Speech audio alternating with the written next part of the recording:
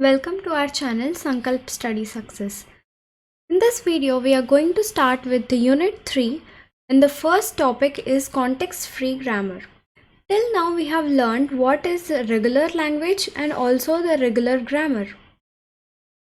Now, in this chapter, we are going to learn what is context-free language, which is formed from context-free grammar, and this context-free language is accepted by an automaton called push-down automaton. Push-down automaton. So, in the first part of our third unit, we are going to learn what is a context-free grammar and few topics related to context-free grammar. And in the second part, we are going to learn what is push-down automata and how it is going to accept context-free language. Now let us see the regular expressions. Till now, whatever we have seen, that is regular expressions, applications of these regular expressions was it is used in the first phase of the compiler, which is lexical analysis, that is lexical analyzer.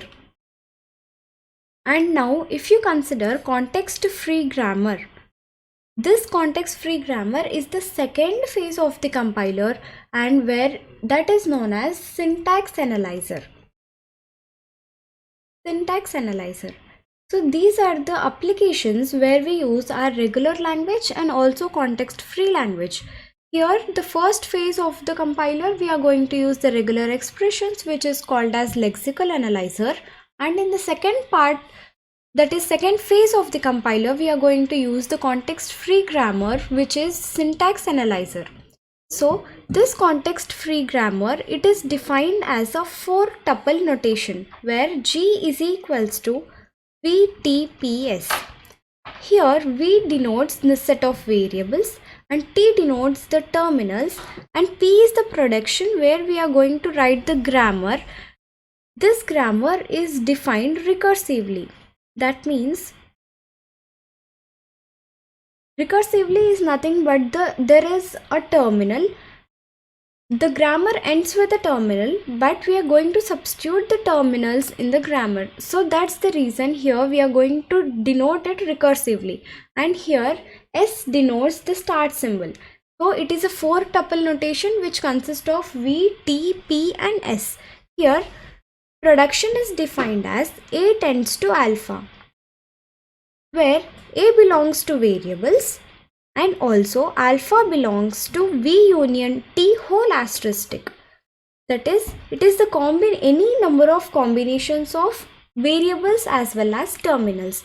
This is known as production, which is defined as A tends to alpha, where A belongs to variables and alpha belongs to, this is not A, which is alpha, which alpha belongs to T union V whole asterisk.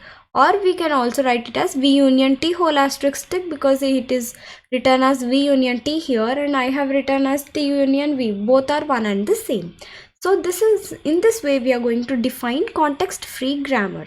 Now let us see how to produce context-free grammar for any given language. So now let us solve some of the problems in order to find the context-free grammar for the given language.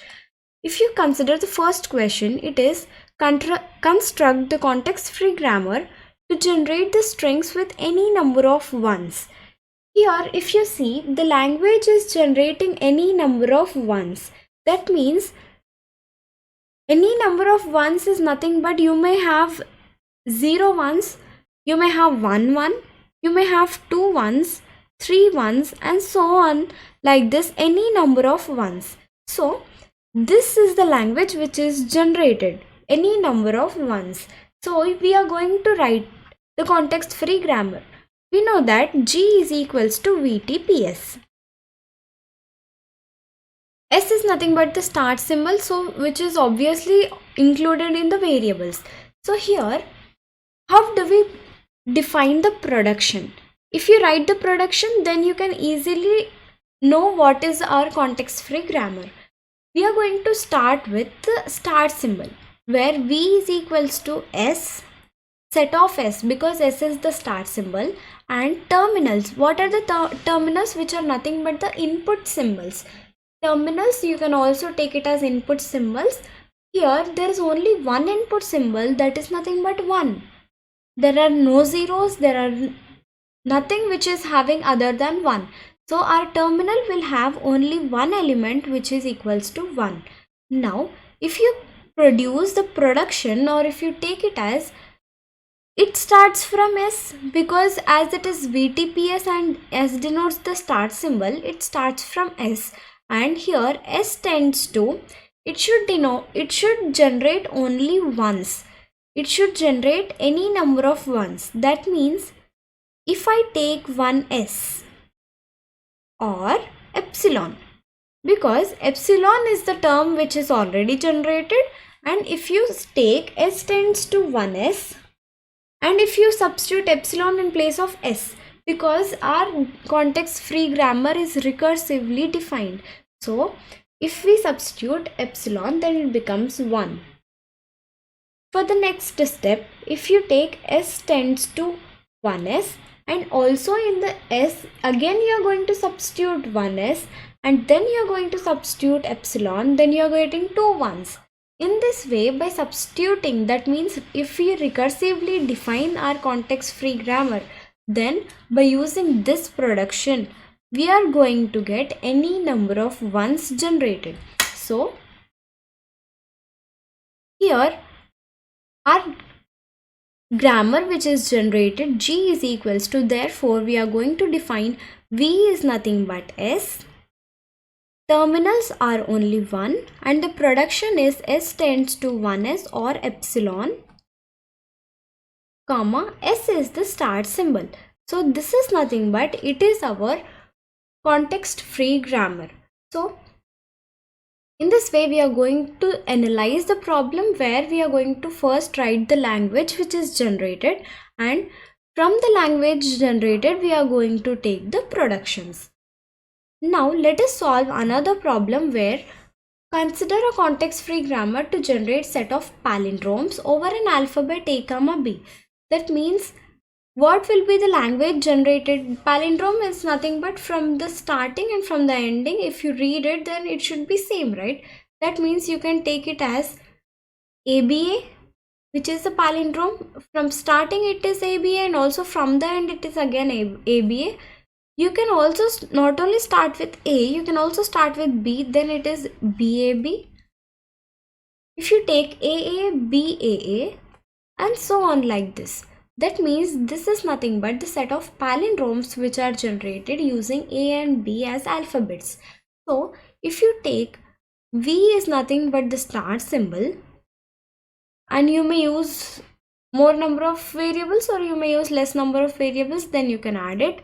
Terminals are nothing but A, B, which is already given in the question, because using this A and B, we are going to generate our language, which is a context free language. Now what are the productions which we need to define? It starts from the start symbol S. Our string, if it is starting from A, S, and because it is recursively defined, we are going to use S. It should again end with the same alphabet A, right? So this is one of our production. And also, if you not only from A, if your language is starting from B, and if you take S, then it should again end with B. So BSB. So ASA, BSB, and also A is nothing but the set of palindrome only, right? Because from the starting it is A and from ending it is A. And also if you substitute A in ASA, if you substitute A in place of S, then it becomes AAA, where this is also a set of palindrome. If you substitute A in place of BSB, then also it becomes BAB, which is a set of palindrome. So you can consider A, and also you can consider B, and also you can consider epsilon, because epsilon is also a set of palindrome.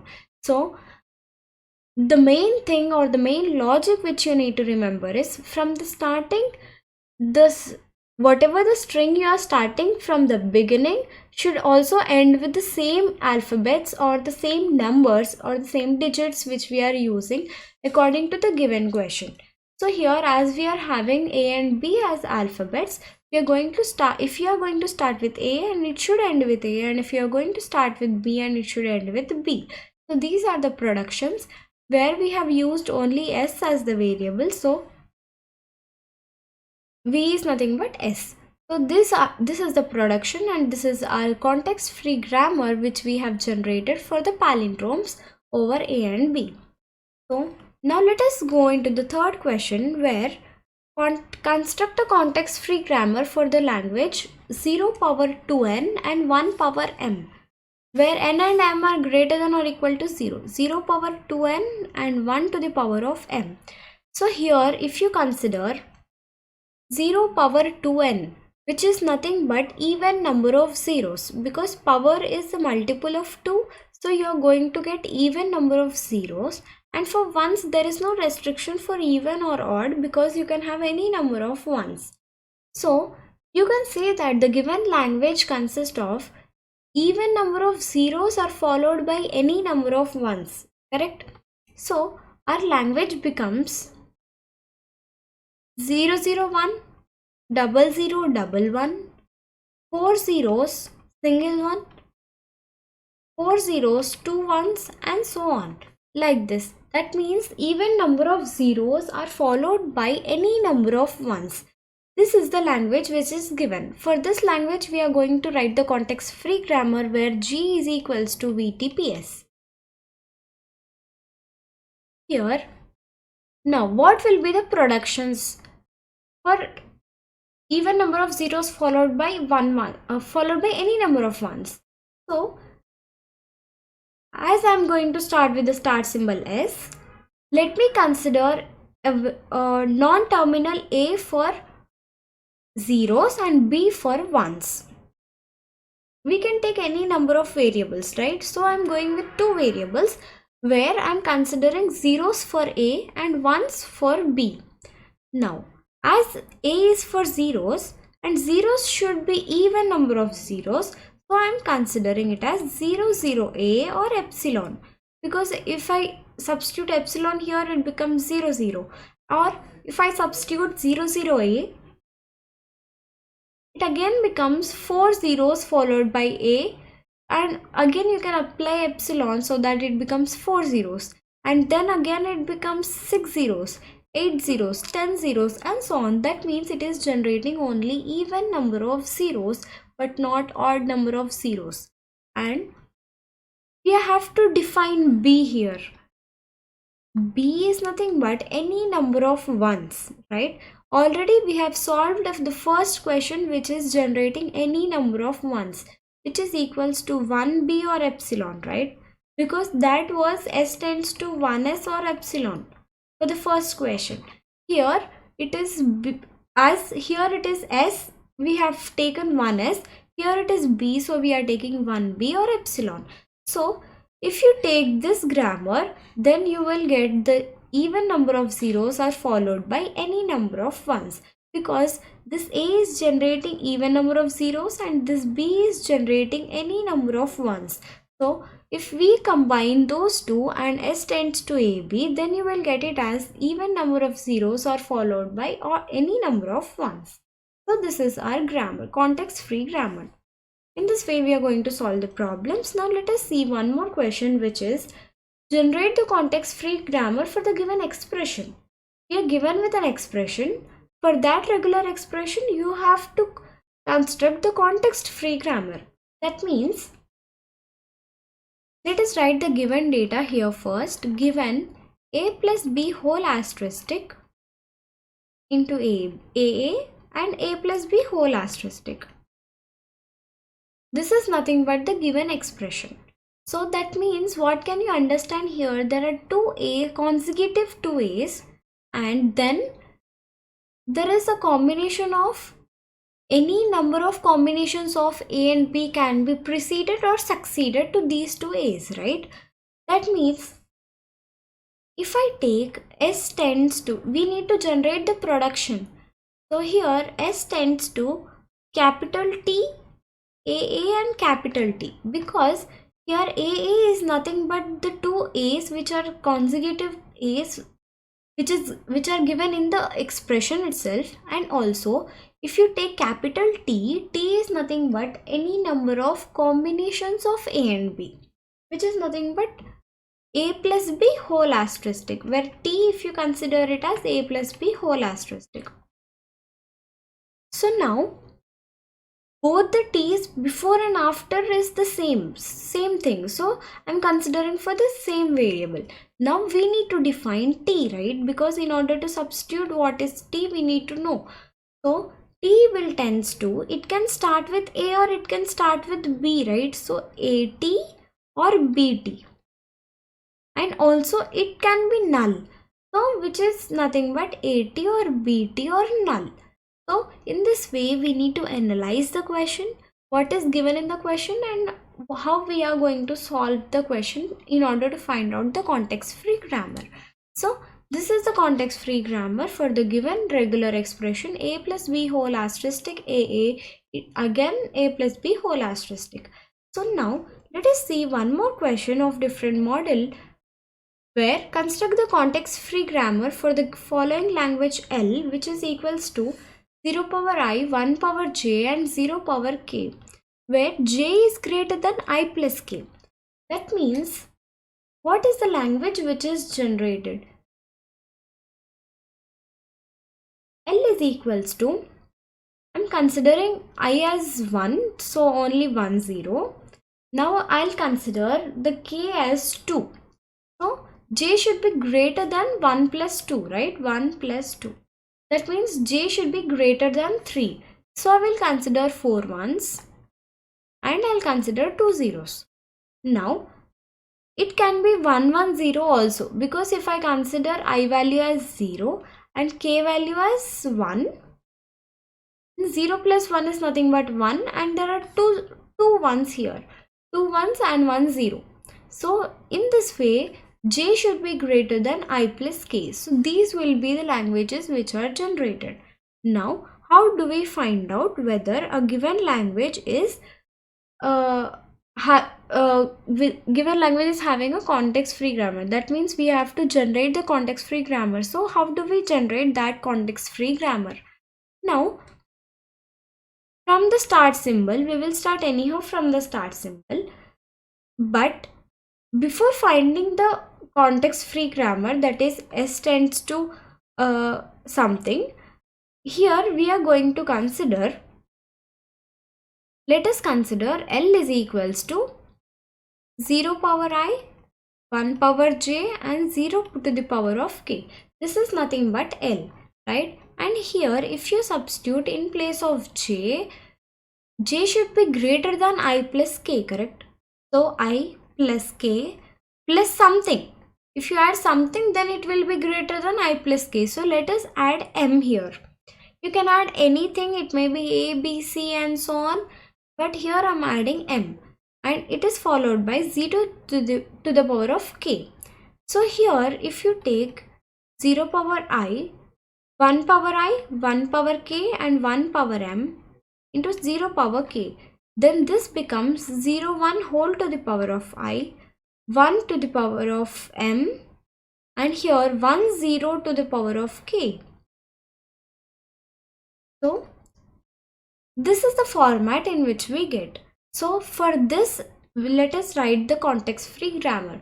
Here S tends to, what is 0 1 to the power of I? Let me consider the 0 1 to the power of I as a, 1 to the power of m as b, and 1 0 to the power of k as c. So here S tends to A, B and C. Now we need to define each and every non-terminal A, B and C. So here A tends to, for A, which is nothing but 0 1 whole put to the power of I. So for this, it is not, we are going to start with 0, string is started with 0 and it is ended with 1, but in between you can have anything, right? So it is 0, A and 1, or you can have epsilon in place of A. If it is epsilon, then you will get 0 1, so it is fine. Now for B, there is only 1 to the power of m, that is nothing but any number of b's. Any number of b's we have already solved, 1b or epsilon. So this is for B. Now let us do it for C, that is grammar, constructing the grammar for C. It is nothing but 1 0 to the power of k. So it should start with 1, but it should end with 0. So in between you can have anything. So it is 1C0, or you can also have epsilon. So this is nothing but the context-free grammar for the given language, which is 0 power I, 1 power j and 0 to the power of k. Here the simple logic is we are considering 0 1 to the power of I as A, 1 to the power of m as B, and 1 0 to the power of k as C. So we have defined S tends to ABC, and also here we are going to define each and every non-terminal again in order to end, that means in order to get the terminal as the result. So A tends to 0 A1 or epsilon, B tends to 1B or epsilon, or C tends to 1C0 or epsilon. This is nothing but our context-free grammar for the given language. In this way, we are going to analyze the question, and then we have to find the logic for it and then implement in order to find out the context-free grammar. So thank you for watching the video.